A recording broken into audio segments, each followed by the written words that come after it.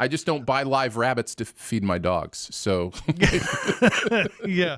Welcome to Recotopia, a happy home for recommended movies, TV shows, music, video games, foodstuffs, and more from two people you can definitely trust. Trustability varies by region, no guarantees implied.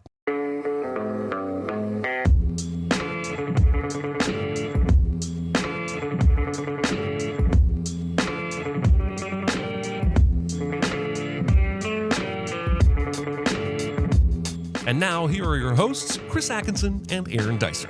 You're a tough man to get a hold of, Jeffrey. What do you want? It's not what I want. It's what you want. How bad you want it, because it is going to cost you. Can't show it to you right now. But it's about 5'5", 115 pounds, 3 or 4 of that just pure tit. Nice curly brown hair upstairs and down. Interested? Hello, everybody. It is episode 130 of Recotopia. I'm Chris Atkinson, joined by Aaron Dicer. Howdy ho, Russell Renos. Yes, and thank you, chat, for coming out and watching us talk about movies on a Tuesday. Today's big recommend is Breakdown from 1997. And I'm going to start us off with some small recommend. It's no big deal. Itty bitty living space. It's so small and light. It's small, it's tiny, it's petite, it's wee. We'll start off with an Orson Welles movie from 1947 called The Lady from Shanghai. I had never seen this before. There's a lot of Orson Welles that I've just kind of missed over the years. Well, you know, the guy made a movie that just overshadowed all movies, basically, and everything that he's come out with after that are kind of like sort of afterthoughts, it feels like. Even stuff like Touch of Evil, which is a really amazing movie and everything. But The Lady from Shanghai features Orson Welles in a starring role with Rita Hayworth, who was his wife at the time. He meets her on a horse. He meets her while she's driving by on a horse carriage, and he instantly falls head over heels because she's Rita Hayworth. Something happens where she's about to get robbed, and he goes in and beats up all the guys that are about to rob her. And she says, well, would you like to have a job on me and my husband's like boat, our yacht or whatever? It's like, really would like you to be on there, really need you to be on there. Puts on the full court press. He's like, I don't know, you're married and I wanted to have sex with you, so I don't know if I want to do this now. And so through enough happenstance, of course, he ends up on the yacht. And then he suddenly runs into a whole bunch of characters who are just always asking, or are always sort of acting in a weird manner. He meets Rita Hayworth's husband, who's a lawyer, a very wealthy lawyer, and he's a business partner with this other guy who's kind of off himself. And this guy, the business partner, is starting to talk about weird stuff about, like, if I died, there would be this big insurance policy that would go their way and all this other stuff. And suddenly he's asking Orson Welles if he would kill him. Now, I'm not going to go beyond that because there's a lot of stuff in the plot that you have to weed out here. But it is a fascinating movie. It's one of the, by the way, I think it's got to be the first Hall of Mirrors type scene in movie history. I think it's been emulated since. Very awesome one, in 1947, how they did that and everything. But this is a fascinating movie. It's well photographed, of course. It's an amazing looking movie. It can be kind of confusing at times, but I really enjoyed this. This was a really good movie. It's a nice little noir thriller, from the 40s kind of watch. And that's before you get to the amazing stuff, like you mentioned, the Hall of Mirrors scene, years before Skyscraper would perfect the art of using, Yes. reflections. It's I watched it last night. I knew you were going to talk about it today, and I wanted to check it out. If for no other reason, to see Orson Welles try to pull off an Irish brogue. And he does not do that very well, by the way. He does not. Like, why did he have to be Irish? Just change the character. There's nothing about the character They needed him to do that. You get the feeling Orson was like, "Oh, I'm going to nail this. I'm going to win an Academy Award for this." I don't even know. Oh yeah. But yeah, no, I'd recommend it as well. It's on Criterion Channel if you want to check it out. Yep. My first small recommend today is a recent movie called The Instigators. This is getting mixed reviews, I believe, if I'm reading correctly into the zeitgeist. But this is an Apple TV Plus movie that was originally supposed to be in theaters for a while, but then they changed their mind and just kind of did the put it in a couple theaters and then just drop it on Apple TV Plus thing. It's Matt Damon and Casey Affleck, and it's about as close as you're going to get to a non-Ocean's movie. It's very heisty. There's a lot of that fun wit and repartee here. I will say, surprisingly enough, Matt Damon's probably the worst part of the movie. I don't think he's very good here, but Casey Affleck is great. I love the character he's playing. And Michael Stuhlbarg shows up in this movie in a way I've never seen, like a performance I would not expect from him. And I thought he was really good as well. Plus Hong Chau's here. She's really funny. Oh, she's always great. And her chemistry, especially with Casey Affleck, is just through the roof. Paul Walter Hauser shows up. He's got a great role to play here. This is just a fun watch. It's just a really fun heist watch. And I don't want to give the impression that Damon's bad. He's not. I don't know that Matt Damon really could be bad. He's just got that charisma. But he's not the best part of this movie. I think it's probably Hong Chau and Casey Affleck. But it's a lot of fun. If you like heist movies and you like, good witty dialogue, check it out. I always see this, being advertised anytime I run around Apple TV. So may have to give this a look. I love the fact that there's a market for movies like this, even if it's not perfect or whatever. It's hey, this was just we're kind of messing around doing a fun movie, and there's a lot of value to those. Yep. So last week when I was trying to come up with a double feature for Gattaca, I came up with Talented Mr. Ripley, and then I went to a movie night that some friends and I always have, like once a month. And one of the movies that we watched was Purple Noon from 1960, which just so happens to be an adaptation of Mr. Ripley from the Patricia Highsmith novel. If you've seen the Talented Mr. Ripley, Purple Noon follows quite a bit of that. Now, I've never read the novel, so I don't know which adaptation is closest.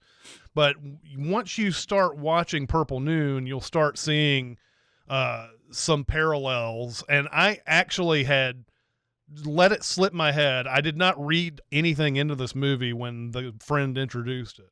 But I saw Patricia Highsmith's name. I did not see what it was adapted from in the credits.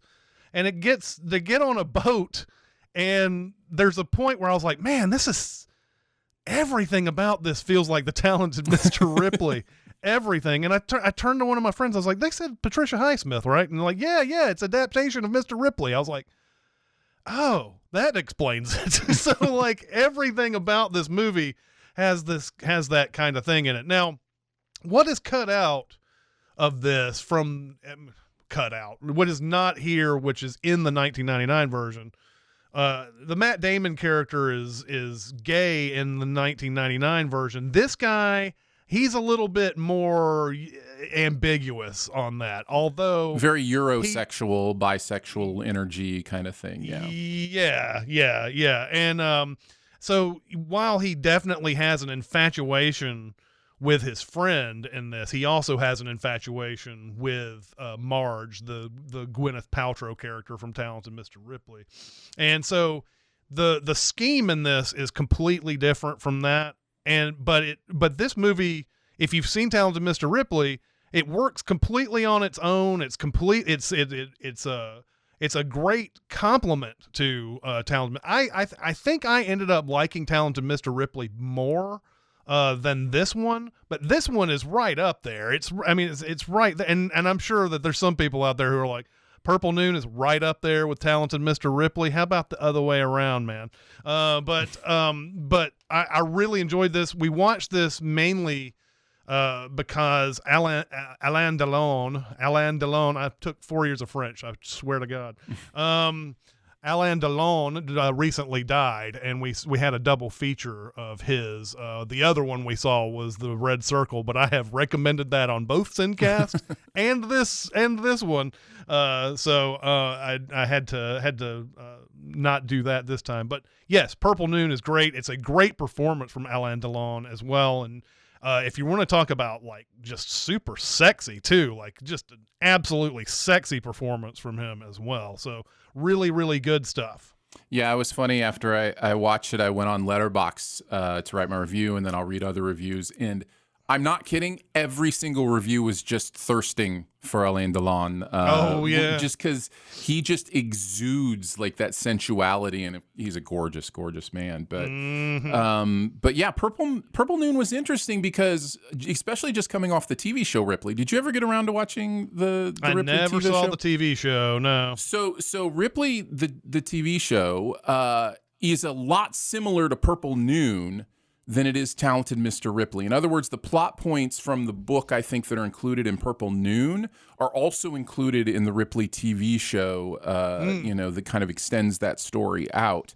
The only thing I didn't like about this movie was the ending. I thought the ending felt a little bit cheap to me, especially considering that I think that's different than the book and different than the book's intent. And what it's trying to say and what it's trying to do, but it's a really great watch for the performances, the actors, and just if you like this story, just another version. I didn't look into this afterwards, but I turned to my friends after this movie ended, and I said, "Did the foreign language films that came over to America, did they have to follow the Hays Code?" When they needed to be seen, and one friend was adamant, no, they didn't have to. I was like, well, that doesn't make sense, because how would you get a movie made over there and then come over here without following the same rules? It's one thing I've never looked into. They either followed it, or they didn't have to follow it over in their country and they could play it, but they wouldn't be able to get an American distribution. Or they just kind of said, well, look, we need American distribution, so we will just go ahead and follow the Hays Code, even though we're not under that over here. So that's something I've never looked into. I want to research it more, but that's the reason why I think that ending is the way it is in that movie. So I think you might be right. So there you go. My second small recommend, went back in time just a little bit and finally got around to seeing The Lives of Others. This is a German film, I believe, at least all in German, with German performers. And the idea of this is that the Stasi, the secret service of the German police, are, encouraging people to report on each other. They're spying on their citizens. They're, trying to find out who's with them, who's against them, that kind of thing. And it kind of follows both a Stasi member who's, kind of one of their best interrogators and his moral crisis, as well as a writer who is, a writer of plays who is maybe trying to do something they're going to try to find out, right? So that's like the whole thing that's going on here. But there's some great performances. The tension is amazing. The story turns in this are really, really good. And I was involved from beginning to end. So I wanted to recommend it because I think it's a really, really good film. Yep. We big recommended this back in the day, and I can wholeheartedly second this. This is a great, great movie. If you are late to the party listening to us, The Lives of Others is one of the greatest movies that have come out in the last 25 years, I think. And it's got an ending that will sock you in the gut too, or at least make you cry or something. So it's really, really good. I see there's a lot of discussion about the Hays Code, and a lot of you in the chat are explaining it beautifully, so I don't think I'm going to have to go too far in that. But the Hays Code was a morals code that the movies had to follow They didn't want to have sex and nudity and bad language and all that. And then there were other things where if you were a bad guy, you could not get away with the crime at the end of the movie. So you watched movies where somebody's doing a crime, and you knew as an audience member back then something's going to happen. They're either going to die, they're going to go to jail, that type of thing. So just like in life, nobody gets away with crime. Just like nobody ever gets away with anything. So yeah, the Hays Code then was sort of ignored in the 60s a little bit, not totally, and then it got ignored enough that they came up with the rating system that we have today. All right, on to our big recommend, which is Breakdown from 1997. I'm fine. It's just that you're so big. It's so huge. It's a good rule, but this is bigger than rules. It's bigger on the inside. Is it? I noticed. And yes, as someone in the chat mentioned, we're going to get a breakdown of Breakdown. I agree. There was a time when back at the movie theater, when we would at the Hollywood 27, we'd have to write in a journal and tell people what we did during the day. And a lot of times we would break down movies. And so this did not happen for Breakdown, but when the movie Broke Down Palace came out, it was fun to write Broke Down Palace. Mm-hmm. So there you go. On to our actual breakdown here. Jeff Taylor, played by Kurt Russell, and his wife Amy, played by Kathleen Quinlan, are driving from Massachusetts to California to take new jobs. They are in the middle of some western state when a truck pulls out in front of them, seemingly from nowhere, and there is a near accident. Upon visiting a gas station, they see the driver of that truck, Earl, played by MC Gainey, who makes a lot of aggressive, positive comments about the Taylor's Jeep Cherokee before revealing that he was in fact the man who pulled out in front of Jeff, only he doesn't see it that way. The Taylors tear out of there as soon as they can, and Amy shows him the snacks they got, including a plot-relevant pack of donuts with a contest where you could win $90,000 or 90,000 donuts. It's not long after this the car begins to die and the movie's title comes true. Earl and his truck drive by and then turn around, seemingly threatening the Taylors, until a trucker by the name of Red Barr, played by J.T. Walsh, stops for them and offers help. Red says he can take them to a diner where they can make a phone call for a tow. But Red mentions something about how new cars like theirs can simply overheat if pushed, which after you watch this movie, I do not understand why he does this. So Jeff decides to stay with the car while Amy takes the ride with Red. Jeff decides to look under the car and find some loose wiring, and I'm like, how did that happen? How did they do that? How did they make it where the car would run and then the wires would come loose? Lo and behold, that was the problem. So he gets back in the car and drives to the diner, but Amy isn't there. The surly manager hasn't seen her and seems irritated he even asks. Jeff then decides to drive to the next town, but he runs into Red's truck first. Red is not interested in pulling over, and when he finally gets him to stop, Red claims he's never seen Jeff before and knows nothing about his wife.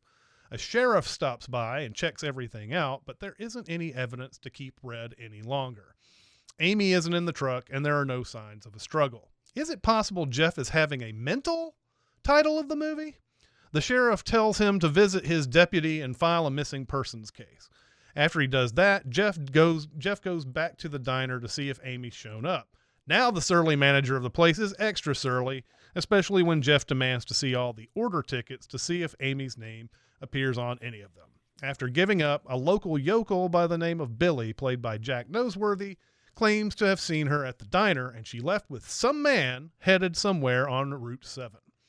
Jeff drives down Route 7 and finds a gate blocking his path, and is quickly greeted by Earl again, this time holding a rifle. Jeff decides to crash the gate, and a chase ensues, but he is eventually blocked by bulldozers and such, causing Jeff to do a mad whirl into the river, which he floats down until the Jeep finally stops. Earl starts shooting, but Jeff swims out of danger, seeing the all-important donut wrapper just before he gets out of the water. Earl gets our rarely seen third accomplice, Al, to tow the Jeep out of the water while Jeff watches from some trees. But then local yokel Billy, who I guess was on search for Jeff in the trees duty, finds him and knocks him out. Billy was faking being a yokel all along. He's actually like terrifying, actually. He tells Jeff that Amy told him that there is a certain dollar amount in their account. Earl is about to shoot him because he believes Amy lied to them about being a donut king, but luckily Jeff remembers the amount on the wrapper and tells them about the $90,000 that definitely doesn't exist. They take him to Red. Red now wants Jeff to go down to a local bank and withdraw the $90,000 to get his wife back, with assurances they are watching him. Jeff goes to the bank and withdraws $5,000 because that's all he has. He has a notion to tell the banker about this situation, but a suspicious guy comes asking the banker about a car loan and sits way too close to the desk for Jeff to tell a wild story without being heard. He takes his $5,000 and leaves the bank, then gets a call on a payphone. He is told to walk down the main road where Earl will eventually catch up to him and collect the money. Earl duct tapes Jeff in the truck and drives off. Jeff reaches for a letter opener he was able to take from the banker and store in his sock while Earl takes a call. Finally, Earl takes a look at the money that Jeff is trying to pass off as $90,000 while Jeff cuts the tape that's binding him. Earl discovers the truth about the money right as Jeff stabs him in the neck. After a struggle, the truck gets stopped and Jeff tapes Earl up like a poorly wrapped Christmas present. Jeff has set up a system where if he applies the brakes on the truck, it will choke Earl, so he gets information that way. The sheriff from earlier sees the craziness going on and pulls the truck over. Jeff gets out of the car, and while he tries to explain, Earl cuts himself free and shoots the sheriff. When Earl has Jeff cornered again, the injured sheriff shoots Earl dead. Jeff takes the truck and finds a truck stop where he secretly finds Red. Red takes a call at a payphone where Jeff finds out that his underlings still have his wife, and they're going to meet Earl at his house to lay low since they know a cop was killed or a cop was shot, and Earl may have been involved. When Red takes off, Jeff runs to catch a rung underneath the rig, holding on for dear life. He is eventually able to climb into that spot between the truck and the container hooked up on the back and rides all the way to Red's house. Why did it suddenly went Earl on everything? Red's got a wife and a son named Deke. Eventually, Red is greeted by Billy and Al. Jeff climbs on top of a barn to spy on them. Their main mission is to get rid of evidence. And it looks like Amy made the trip too. They put her in a storage place on another truck, and she appears dead at first because she doesn't move. But when they try to move her, she starts to struggle, proving she's alive, and they store her down in a cellar in a freezer. When they leave, Jeff tries to break into the cellar, but to no avail. He does find a gun in one of the trucks and then goes into the house to threaten the adults in the kitchen while Deke plays Doom. Jeff demands they give him the key to the cellar, but the yelling draws Deke into the kitchen, brandishing a rifle. Unfortunately for Red, Deke is no killer. Jeff takes the rifle away, but in the chaos, Billy escapes. Eventually, Jeff gets Red's wife to open the cellar and then the freezer with Amy inside. Jeff then makes Red, his crew, and his family go down into the cellar, which he then barricades and locks. They find a truck next to a trailer, so they go inside it to find the keys, which they eventually do. In the meantime, Billy finds a gun and rescues Red and the others. Red gets in his rig and smashes into the trailer, barely missing Amy and Jeff. They get in the truck and start it up before Red smashes into them. They get on the highway, but Billy and Al catch up to them in other cars, flanking on both sides. Eventually, Jeff gets the smart idea to put on the brakes while Billy and Al point guns, which saves them for a second, but now taking up the rear is Red and his rig. Eventually, Jeff is able to clip Billy, whose car flips over and erupts into flames as they do. When Red applies his brakes too hard, the container on the back of his truck goes sideways, and that does in Al, who crashes into it. The chase now goes onto a bridge where Red gets the advantage and pushes Jeff and Amy through the barricades and nearly off the edge. Jeff gets out of the truck and jumps into Red's to fight him, causing Red's truck to teeter off the edge and saving Amy for the moment. Jeff now finds himself hanging for dear life outside while Red is inside trying to make his way up. Jeff climbs and catches up to Red, who tries to knock Jeff off by hitting him with chains and almost succeeds until Jeff grabs one end of the chains while the other end gets wrapped around Red. Jeff yanks the chains and Red falls to what we think is his death. Jeff then jumps into the truck and he has to get Amy out before she falls off the bridge. But guess what? Red is still alive down there. He probably can't do much in his condition after smashing into rocks down below, but Amy pulls the gear lever of the truck they were driving down, which sends Red's truck over the bridge and into his face, straight murdering that guy. And the movie ends that way. Sure does. ends that way. So Aaron, what did you think of this movie? This movie's a blast. This to me, my first thought upon finishing it was this is the perfect encapsulation of a 90s action thriller, Innocent Man style, right? So this is kind of the updated version of what Hitchcock loved to do, which was take somebody, an innocent man, put them in a crazy situation where all of a sudden they're wanted, they're in trouble, they're in danger, and see how they get out of it. And that is what's going on here. It's very similar. I didn't choose this for my double feature, so I'll mention it now. But it's the Taken thing, right? It's one of the reasons that Taken works so well. Is this idea of just like, somebody who is in that situation. The difference between Taken and this is Kurt Russell doesn't necessarily have a particular set of skills, right? Like and that's fun. And so you're seeing him improvise and escape and do things and find his way out of things, and the movie just never lets up. So it's a really fun innocent man 90s kind of thriller. I think Hitchcock would have loved this kind of movie, this idea. Kurt Russell is so good in this role too. I just think he's perfect for this kind of thing. My son watched this movie with me, and he was getting pumped up, just yelling at the screen at times, kind of fun. And he said afterwards, he said something along the lines of, I really get into that hyper masculine dad energy. And it's like, you're right. There's something about just kind of like, dad on a mission kind of thing that gets the blood pumping. And Kurt Russell fits it so perfectly that I found myself really, really involved in the plot. Then you get to the baddies. It's like a perfect lineup, right? Like J.T. Walsh is perfect for that role. MC Gainey is a perfect play off of him. They're very different kind of baddies, but you can see how they work together in their roles.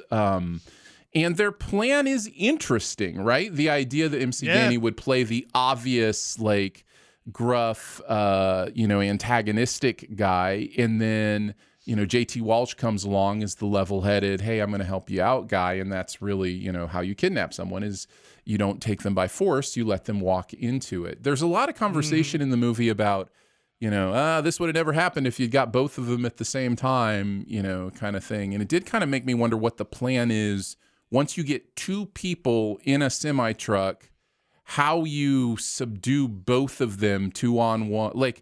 It got me thinking, what is the actual 2-on-1 plan there? How do they, do that? I'm sure they. I guess he just takes them not to the diner, or their other guys are waiting at the diner or whatever at that point. But then the other weird thing about the plot is they don't really. They are interested in them because they have that Jeep Cherokee, and it's an amazing vehicle for 1997, I'm assuming.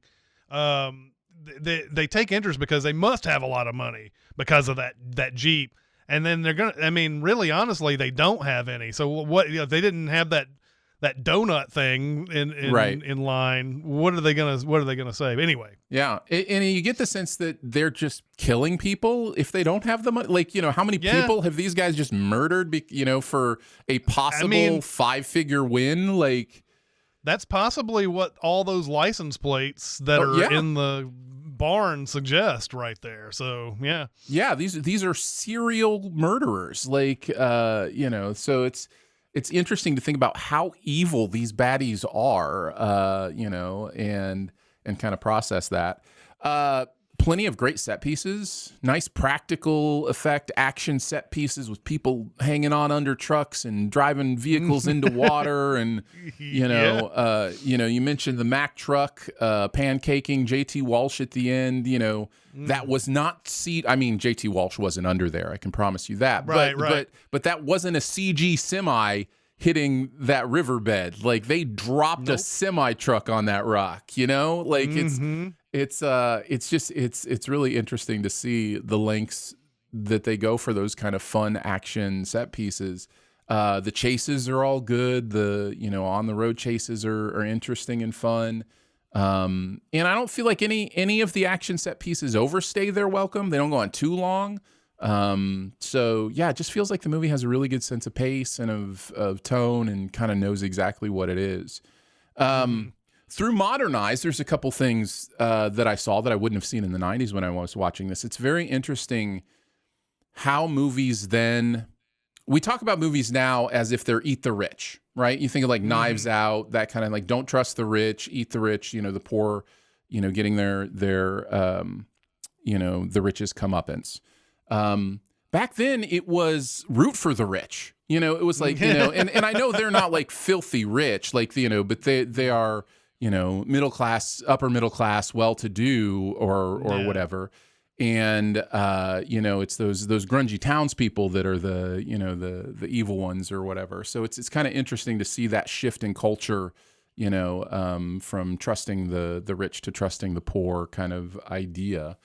And then the other thing is the Kathleen Quinlan character is nothing, it's, they try to give her the moment. They do give her the big moment at the end, but we don't get enough of a sense other than that they kidnapped her as to that character at all. So, you talk of ideas of like, fridging a character, those kind of things. She kind of is that in this movie. She is the motivation for him to do miraculous things.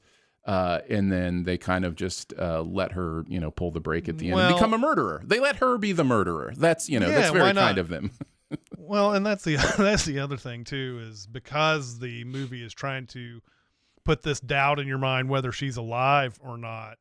They don't ever cut back to her for any scenes, right, where she's yelling at them or reasoning with them or anything like that. So that effectively cuts her completely out of the movie once she takes that ride.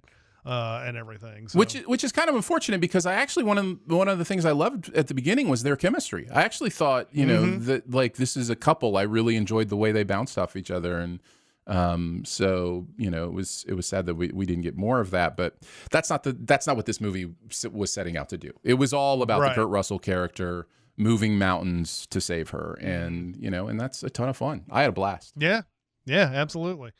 At the top, I don't want to call anybody out or anything like that, but at the top of the chat, there was a comment that said, well, I liked this, but it was nothing special.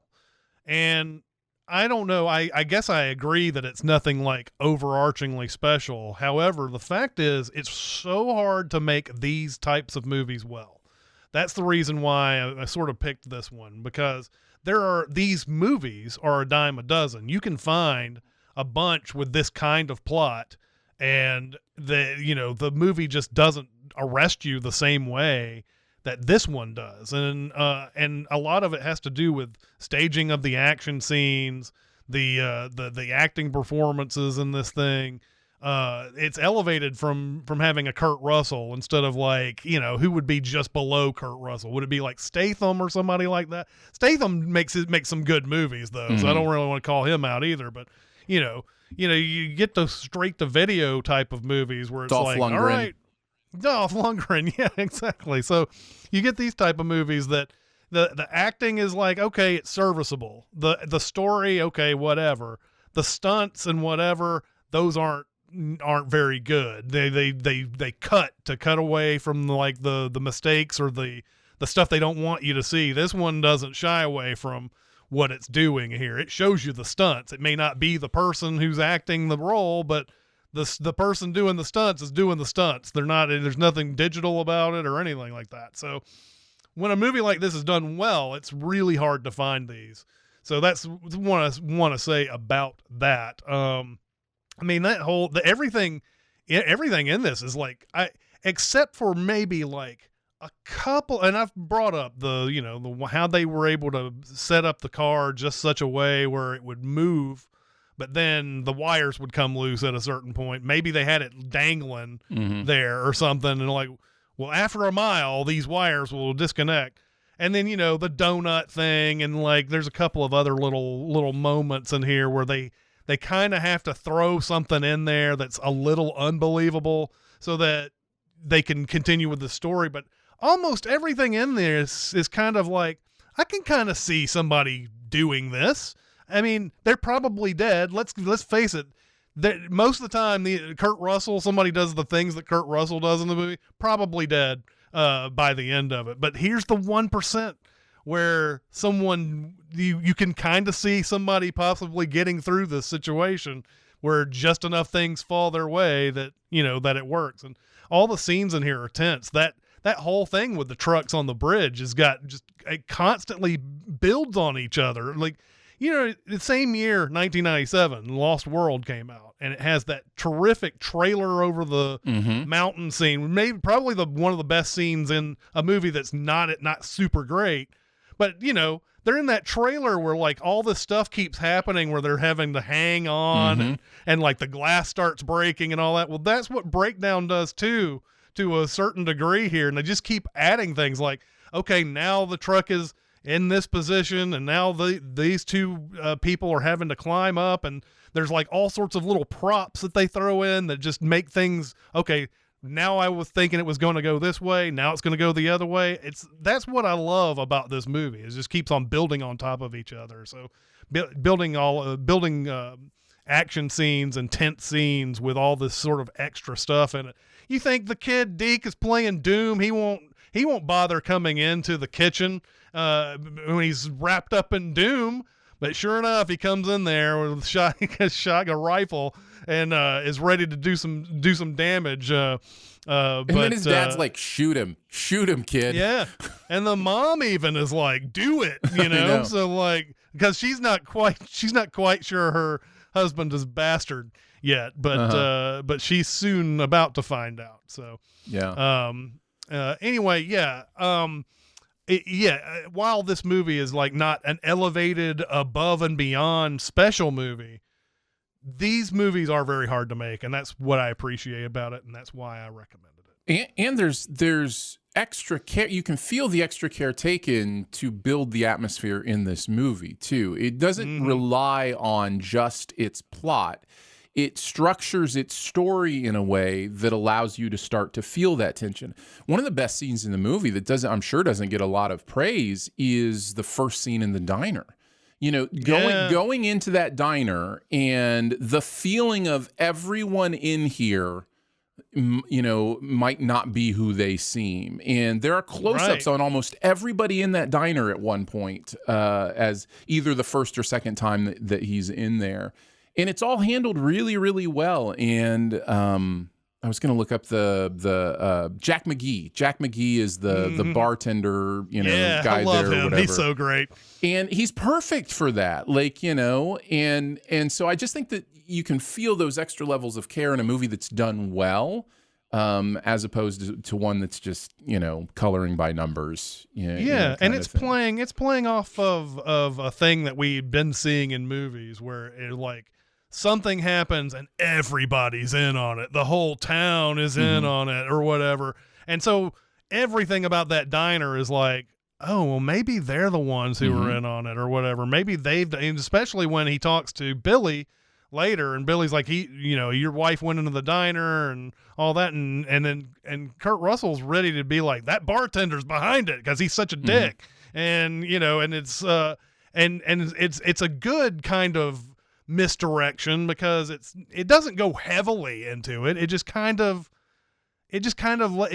lets your mind wander, but it doesn't sit there and just like put so much like evidence and suspicion on those people. It just makes you think maybe they're a part of it. Because what else could be going on around here, basically? Well, and it's a nice little swipe of the carpet from under your feet too, with the law enforcement part of it too, where, and by the way, we haven't mentioned Rex Lynn's name, who is, great as that first cop, that shows up.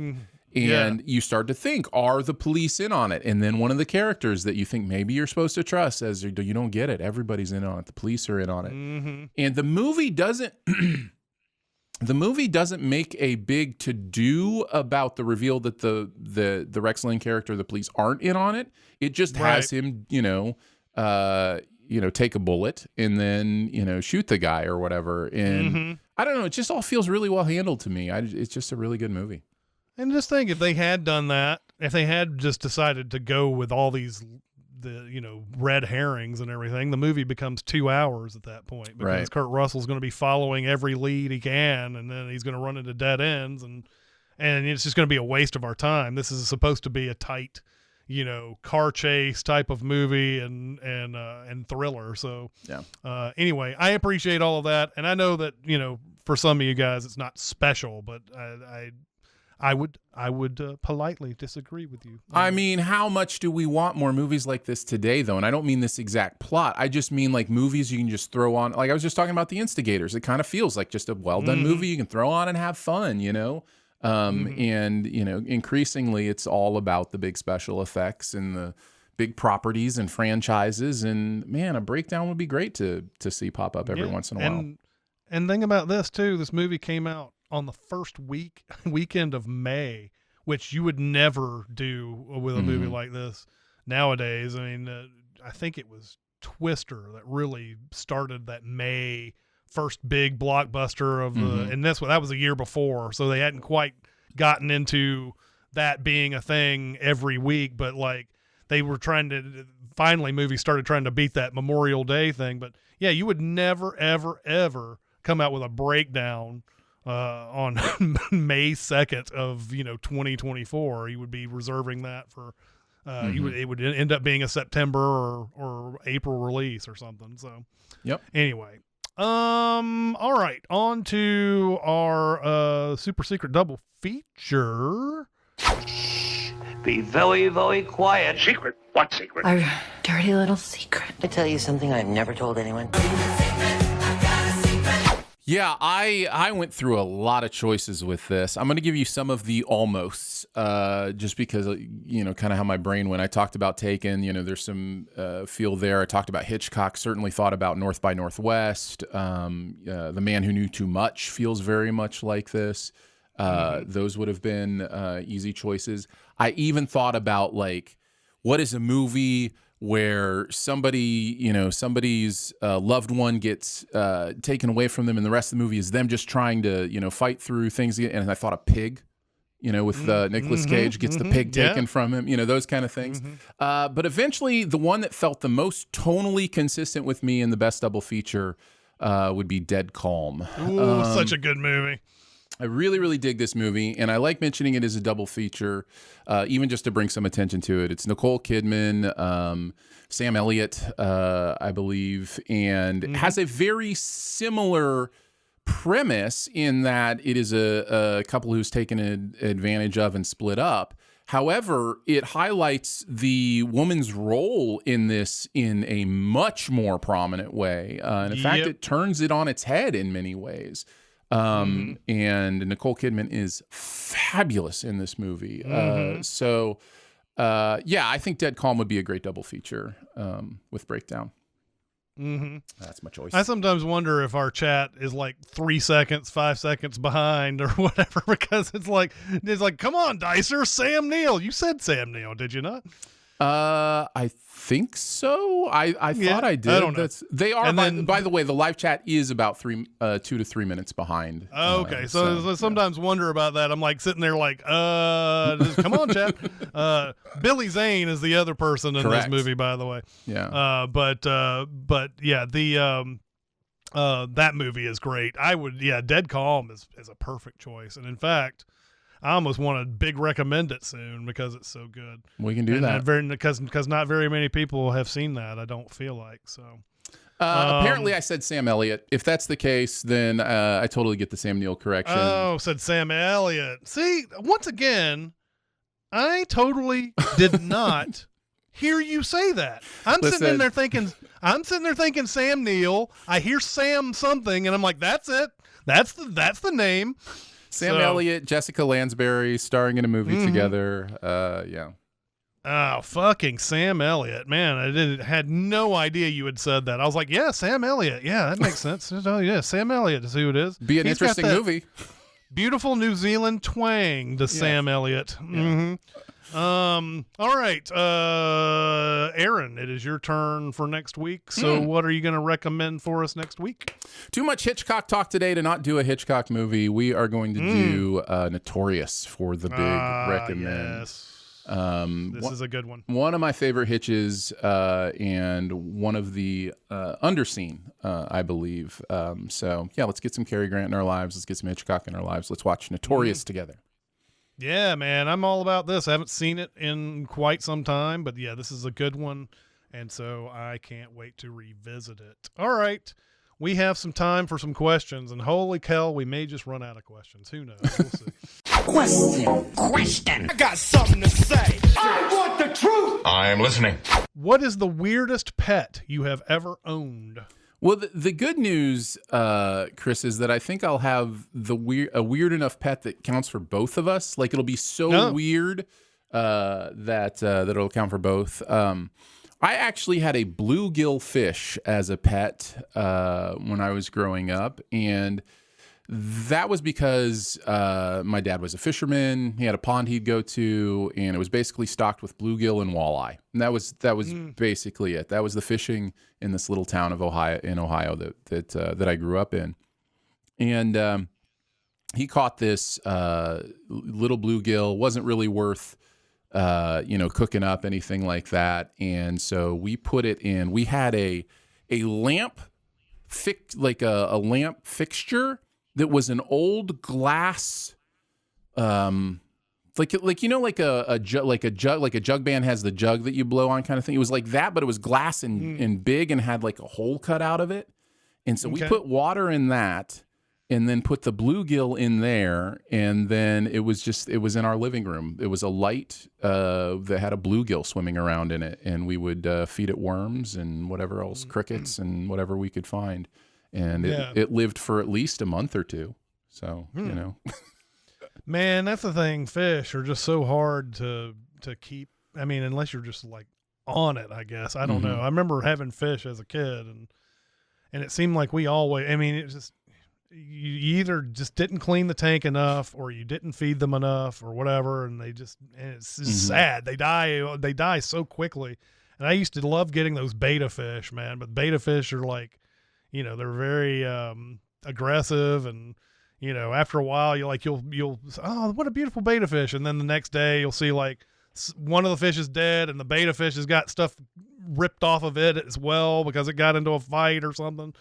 But I will go ahead and talk about Jeremy's on here because I've never owned a weird pet. I don't believe. It's always been cats. So Jeremy said he had guinea pigs for a while.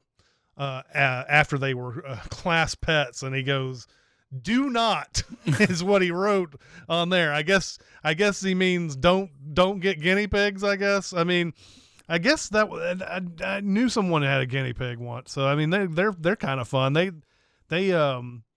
make that noise when you come down the stairs or whatever. They're ready to get fed. That little whistling whooping sound or whatever.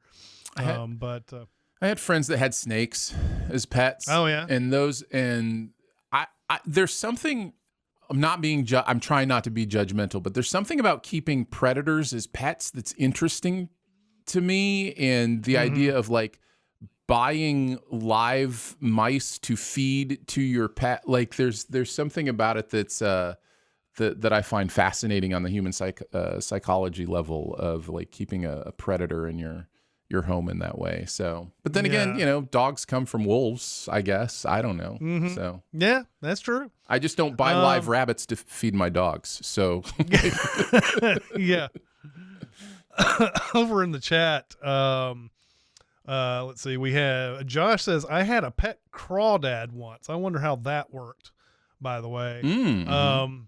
Tatsu talks about the betta fish against my will. I learned that they kill other fish viciously. Yes, they do. That's the thing about them. Link says, I had a gecko for a little bit. Shaggy says, tried to have a spider. Castro says, I had guinea pigs back in grade school. They were adorable. Yes, they are indeed adorable. Nick says, my wife had a betta fish in college named Fishy, and it lived for a few years. Well, way to go. Way to go there. I can never get that long. Josh says I used to keep gerbils, but them dudes stink after a while. Peeing everywhere in their cage. So there you go. There's That's a question I couldn't answer, but apparently everybody's tried to do stuff like crawdads and spiders, and I never tried that. All right, the next one. When you were a kid, what movie did you act out, pretend the most? I mean, the answer is Star Wars. Like if we're doing an actual, like, count the hours you pretended to be in this movie, it's Star Wars. The amount of fake lightsaber fights I had with friends growing up, I was perfect in that age. I think the original came out basically the year after I was born. So by my entire childhood was New Hope, Empire Strikes Back, Return of the Jedi on VHS, playing it over and over, taped from TV, and just doing that stuff. So that's got to be the actual answer. If I wanted to pick an answer that feels more like what I set out to do, it might be Narnia. It might be like the Narnia movies. At that point, they were TV movies. I wasn't young when the newer Narnia movies came out, but I would pretend like, the big snow fort was a transportation into Narnia, and then we'd be in Narnia and that kind of stuff growing up. So yeah, I think that was the most fun I have ever pretended to be in, like a movie world, book world / thing. But yeah, the Star Wars is just the easy answer. I'll read Jeremy's on this one as well. He said, not a movie, but a show, Lost in Space. My brother and I used to have regular arguments about who would be Don and who would be John. So that's funny. I don't think I watched all of Lost in Space, but I definitely watched the show back in the day. Mine is Back to the Future. It's as simple as the fact that I got the VHS copy of Back to the Future. I think it was in 1987 or something like that. And I watched it, I think 2 weeks straight. Never one day did I miss watching Back to the Future. And I knew that movie back and forth. So like I would just go into different things all the time with that movie, just different scenes.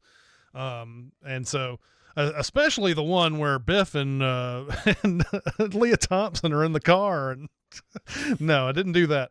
But yeah, that's the movie that I probably acted out the most, especially all the little action scenes that were going on in it.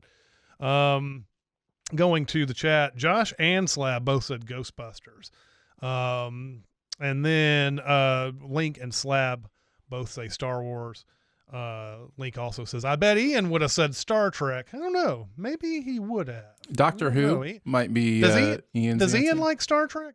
And then Nick says it's definitely Star Wars, but also Back to the Future, but mostly we did TV shows like X-Men, Power Rangers, or Batman. Shaggy says TMNT. Castro says probably The Matrix, which is weird because I didn't watch it until like 3 years ago. Nice. So let's see what else. Oh, and Tatsu says Street Fighter 2, the animated movie, the fight scenes and moves. I still want to catch an attacker with a shuriken, honestly. And then okay, we got some room for one more, I think. Who is your favorite movie horse? Such an interesting question. Yes, it is. I mean, just for sheer emotional attachment alone, I went with Artax from The Never-Ending Story, and the amount of pain. Oh no, you went with that. Sorry, that was. I just stole your. That's not your answer. No, my answer is Maximus from Tangled. Is what I have written down. Really fun horse, and the chemistry between him and Zach Levi's character in that is really fun. So yeah, went with Maximus. Yep. But also your answer is better, so I stole it. Yes, mine is Artax. That horse. I don't know. You don't really. I'm trying to think if there's any part of that movie where you're like, oh, I love that horse, until he gets into the swamps of sadness and like he can't get out of the swamp. And that scene is just, oh, it's so devastating. You're just like, oh my God. Why is a horse succumbing to sadness? Why is Atreyu not succumbing to the sadness watching his horse go into the swamps of sadness? I don't know, but I feel so bad. And luckily they had the little Deus Ex Machina at the end that got everything back. Mm-hmm. You know, everybody's living again. It's all in your imagination anyway. You don't have to worry about that. Mm-hmm. And then I'll also mention Jeremy's. Jeremy says the one that John Wick gets to back kick the bad guys in John Wick 3. That is a great horse for sure. Going over to the chat, we have Link says Maximus. Nick says Shadowfax. That's a great horse, obviously. Mm-hmm. Sure. The Shaggy says the horse from Hot to Trot. I don't think I've ever seen Hot to Trot. And then let's see. James says the Black Stallion. If I said the horse from Warhorse, Cinemasins might hunt me down. Yeah, you know what though? I think you can like that horse. You're just not allowed to like the movie at all. The movie is awful. Yeah, exactly. Then Tatsu says favorite horse, the Mulan horse.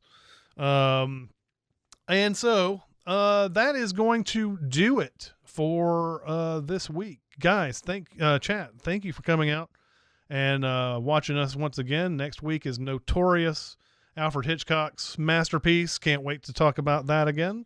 But we will that's going to do it for this week. So we'll see you next time. See you guys. See ya. Bye. Be a part of the live show by being a member of the Sin Club at Patreon at patreon.com/cinemasins.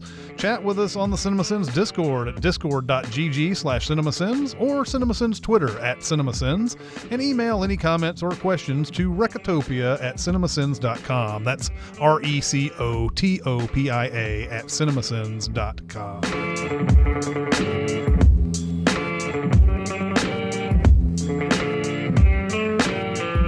All right, so you either got a haircut or you're slicking the hair back. This is got a late start on the day, and got my run in and finished about 25 minutes ago. So this is immediately out of the shower hair. So at some point between our pre-show conversation and the main show, I will fluff it a little bit and let it, kind of bounce out. But no haircut, just immediately slicked back after the shower look. I see. So, all right. Yeah. Aren't you glad you asked? Now I am very happy that I asked. Yes. It's been interesting. It's been like 18 months since I've been growing it out. Mm-hmm. And like there are stages, like this is what my hair person tells me. In order for it, you don't just like grow it for 18 months and then trim it. You kind of go through stages. So she's at this stage now where she wants to let the sides grow more, so it comes more down in and out. And so every single time I think I have a handle on what my hair is going to look like, she's like, "Now we're doing this," and I'm like, "All right, I'll just look different, every month of my life from here until I die."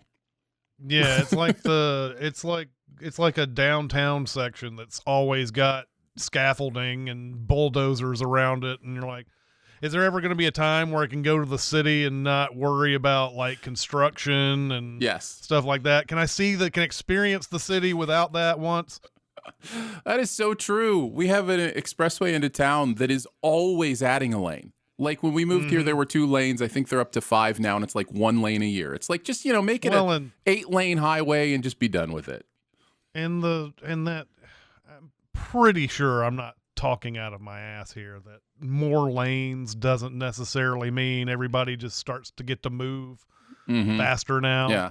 It just means that slow cars will continue to go into other lanes and your fast cars will continue to weave in and out like they always did. And it doesn't really do anything. My wife and I were just talking a couple days ago. There are 3 spots in our world of driving that have recently been constructed in a way that is confusing people. Now, this isn't typical Midwestern town finally starts doing roundabouts and nobody knows how to use the roundabout confusion. That's happening here as well, but that's not what this is. This is left turn lanes that are now straight through lanes. So people who have been living their life using a certain lane to turn left on this road, now when they're in this lane have to go straight. And so they're like 3 instances of these where they're probably right construction wise. It's better to have it this way, but so many people are used to it the other way that there's just people like, I'm in the wrong lane, and they're darting in and out of lanes and that kind of stuff. One of them's on the expressway. It's now like a 2-lane exit instead of a 1-lane exit. And they don't have the, this lane must exit sign up yet over the highway. And so there's all these people just darting left back into the expressway because they don't realize they're in there. Yeah. There's some things that just I don't know what they're thinking at all. There's a place in Nashville that they changed, I don't know, a year or two ago. You have lanes that are on this one road that you can go straight or you can turn right on the interstate. And the interstate's never had like a proper like lane to get in. It's got one, but it's like it's a car or two that can fit into it. And most of the time people just get over before the lane is even available to them because it's ridiculous. You would have to stay behind all this long line of cars just to get to that. But they did something recently where they changed all this stuff up and they gave the other side, the oncoming traffic lane, the left turn lane, the right of way if you are going onto the interstate. So like if you're turning right, which in every place in the entire United States, if you're turning right, you've got the right of way usually in that situation, unless the car is already halfway through and you just got there. And in this one, you could get into the right lane conceivably, and the guy in the left turn lane on the other side decides, I gotta go now, and you have to stop where you normally never had to stop. You never have to stop when you're turning right, unless there's cars that are already coming. So it just I'm just like, what was the idea behind that? What were they? I mean, and people who were turning left, they also, even though they have that right of way, it's so unusual that you see people kind of hesitate, like, I don't know if I should do this. So why did they even bother? I don't know. It's wild. I found myself in one of those, I don't know if you've ever seen one, but like a YouTube channel that's dedicated to like fix this intersection YouTube. So like people will send them terrible intersections and then they will pull it up on Google Maps and like move stuff around. And so like, this is how they should, construct it. I always find that stuff really, really interesting. They did something similar with if you're coming towards the road to turn left onto the road, you now have to go past the road to a stoplight that has literally not a left turn arrow. It has a U-turn arrow. So the stoplight literally has a green light for U-turn to turn around and go down that road. That's crazy. Yeah. So it's an interesting, and it kind of works. I actually kind of love it. It's and the reason being is that there were 2 roads that are fairly well used that are just offset on that road. And so the stoplight is at the further one. And so it's basically a left turn onto that road. You just have to U-turn and go back to it. Yeah. So. Yeah. I can say if you got a dedicated U-turn light where you can safely do it and not worry about other traffic, then I see no problem with that, especially if it fixes things. Yeah. Yeah. It seemed to. So I always find that really like infrastructure stuff interesting, like people putting their brains on that stuff. It's fascinating to me. I do have a friend who texts me about movies all the time, and the thing, I think I may have railed about this before, but whatever, I'll rail about it again. He keeps sending me news about movies that are at the Venice Film Festival or the Cannes Film Festival or any of these, and it's always like, this movie got a 15-minute standing ovation. And for the longest time, I thought that was complete bullshit. I just thought that writers were just kind of oh, that was long. That was 15 minutes. And they didn't time it or anything like that. Mm-hmm.